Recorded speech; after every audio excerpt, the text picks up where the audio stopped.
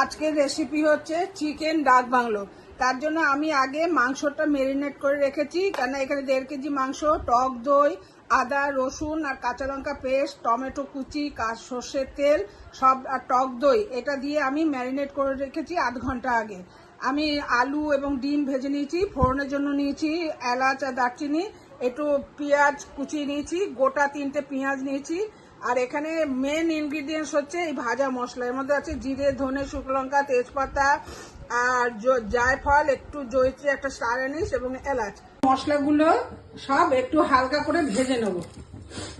তেলটা হয়ে গেছে, এর মধ্যে আমি দিয়ে দেবো গরম মশলাটা, দিয়ে দেবো এবার পেঁয়াজটা, এরপর আমি দিয়ে দেবো পেস্টটা, আদা রসুন আর কাঁচা লঙ্কা পেস্টটা।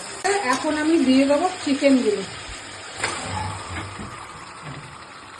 দিয়ে দেবো এই গোটা পেঁয়াজগুলো, আর তার সাথে দেবো আমি ওই গুঁড়ো মশলা যেটা করে রেখেছিলাম তার অর্ধেকটা মশলা এখন আমি দিয়ে, এখন আমি এর মধ্যে দিয়ে দেবো গরম জল।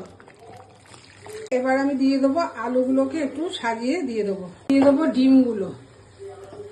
চিকেন ডাক বাংলো রেসিপি কমপ্লিট।